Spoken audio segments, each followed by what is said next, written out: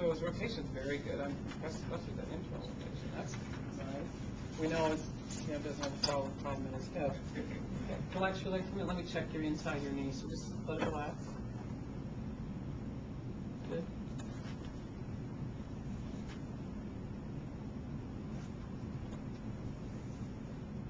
A little more laxity over here in his LCL, but that may just be that arthritic changes in his lateral compartment. So let's check and make sure his muscles are okay.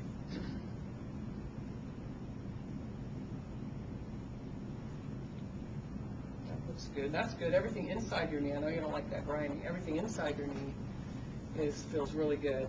So the main thing when you look at his patellofemoral joint, you got to make sure that he's in femoral neutral rotation. So you don't want to look at somebody like that or like that. So what I do is I want your leg relaxed. So what I do is I line it and then I sit right up against him so he doesn't have to feel like he's moving. And you want to be right on top of his patella. An idea of where the patella is, because if you start looking at the patella, you're going to end up putting your fingers right in the middle where it should be, and it may not be there. So we're going to determine whether he has a medial or lateral glide. So it would be this. So what you want to do is you want to see where that patella is sitting. Come down the femur, and you're going to hit the epicondyles as they come at the distal end of the femur. Put your fingers right there. It gives you a good bony landmark there. Then put your fingers right in the middle of his patella. If he has a medial or lateral glide, the space here will be different than the space here, which I don't believe it is on him. I think he's right in the middle. So if you look down, so if you had a medial glide, I'd be over there. If you had a lateral glide, I'd be over there. So that's good. That's good news. And then to determine whether he has a medial or lateral tilt, you want to palpate the undersurface of the patella, the medial lateral facets, as they come in contact with the lateral or medial femoral condyles. So you want to palpate underneath them without influencing them, and you guys can feel this. I think Krista made you want to. I certainly can almost get my whole finger underneath that side, and there's barely any room over here. And I would say he has a lateral tilt then. And I would call this of 0 is normal, 1 is moderate, 2 severe. I'd call it a 2. Because if a 2 is less than 50% of the space over here, so that's how it feels to me. And then a rotation, you want to see if he has a rotation, medial or lateral, internal external rotation. That's named by the direction the inferior pole goes. So if you want to help me out here, Steve, and hold this right there. Right there, perfect. So what you want to do is get your fingers in line with the top of the middle, the superior border, and the inferior pole. That's the line you want to look at, and then don't look at that again. And let's pull this down through the femur, and he comes straight through there. So he does not have a rotation of any kind. And then lastly, it's hard to tell Alta and Baja unless you look at a lateral x-ray, unless it's really obvious, like the patella's way up there. So I don't know that about him yet. But an AP is whether or not the inferior border of the patella goes from the anterior to the posterior part of the knee joint, and his is normal. So you have to look on this plane also. So that's good. You only have 1 malalignment on 4, so that's good news, but it's a doozy of a 1 because it's 2. Then you want to really look at where he goes actively. So I'm going to put my fingers on his patella, but I'm not going to influence him in any way, and I'm going to have him do a quadricep. So tighten this muscle for me and relax. So see what happens here? I'll look right on top. I have my fingers right on his patellas. Now look what happens when he contracts. Go ahead.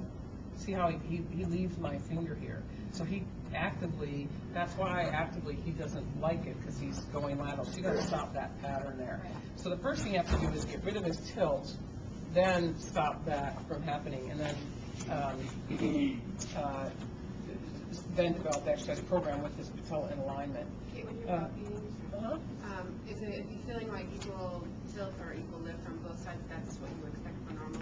Yeah, there may be a slight difference and not because of the tilt so much is, if you have a greatly designed patellofemoral joint, are the condyles equal? What's preferred? If you have a normal, I feel like that's a big lateral. yeah, you do, right? Because that's the bony ruptures to stop the patella. So if this is a little bit higher and bigger, you'll have a little less space. But it shouldn't come from, it should come from the condyle, So, but you should feel this, because there's quite a difference. Let me do one more thing, and I'll let you have at that. Then you want to look at his mobility, so medial, lateral, a little bit less mobile medially, so I would really work on his lateral retinaculum, IT band, vastus lateralis, as they all come down here, mobilize his patella. He's very tight distally, so my suspicion is he's got tight hip flexors and quads. I don't know that, but I would work on the quad tendon and the flexibility there. He does not have a plica. And go ahead and tighten this muscle again, Steve, and relax. And there's another cue for you that he is in hyperextension. Tighten your quad. See that? His instinct is to go into hyperextension, so you have to teach him how to do that without doing that. And then let me just do one more thing, so I don't want to forget. The last thing you want to look at is, in terms of patella alignment, is this is what the books say. Now, I don't know if it's all that easy to do. If your patella is sitting flat on a horizontal plane, you should be able to lift up the lateral border 15 degrees off the horizontal plane. But he's already like this, so I can even get him to 0. But in a normal, like you guys have, if you have normal knees, test each other, but you should be able to lift that up. So you'll get a sense of this. But that would be my goal, is to get him up to there. And then to do 2 more things, go ahead and tighten your quad and relax. Okay, now do it again. Relax. Is that painful? Or relax for me for a minute. Again. So negative grind. I've got this apprehensive negative, but we'll make sure. Does that bother you? I mean, like, in terms of you don't want me to do it, or you want to kick me or hit me. Patients will do that, right? They'll go, don't do that, or they'll tighten the quad, or they'll grab your hand or something. So that's all good. Negative apprehensive, negative grind, so he doesn't have any tendencies toward subluxing. But he does have, when I flex and extend him, he's got kind of a grinding in there. Is that from the lateral compartment or the patellofemoral joint? Probably both. Probably. I mean, I don't, get a sense of. I'd have to see his X-ray, look at the compartments to see. You should look at that and look at, there. Well, maybe. Yeah. He can go back to that. Yeah. Maybe it's better. Tiptoe around that. Yeah, I bet. Okay. So, beautiful question. Okay. And We were questioning, how did you know he had no plica? well, you can do it one of 2 ways. You can push the patella medially and palpate under, because where does the plica go? It starts here superiorly, comes down, inserts into there. So you can push it over. You can feel this synovium, if it's thick or not. You can also internally rotate his tibia, push his patella medially, and flex and extend it, and get it underneath your fingers. You do it one of 2 ways. But it's pretty easy. If they do have an inflamed plica, if it's thick, you can feel it. It feels different than, and it's the next thing you do before you treat them, to give yourselves a measure of whether your treatment's effective or not. I'd find an aggravating factor and have to do it. Yeah. Is that what you call it, an aggravating? Yeah. Patrick sign, comparable sign, whatever. I like that. Aggravating. Because you're aggravating. No. Right. So let's do that. You're gonna step up there like you're going up a stair. Kind of slow. I would say like this speed. And then once you're there, stand up on it with your other foot. So do your best not to help with your left, and step up. Good. Not great quality, was it? And did that hurt? A little bit. Okay, where? Right there. Is that where you've been getting pain? Usually. Yeah, okay, so to me, that would be enough.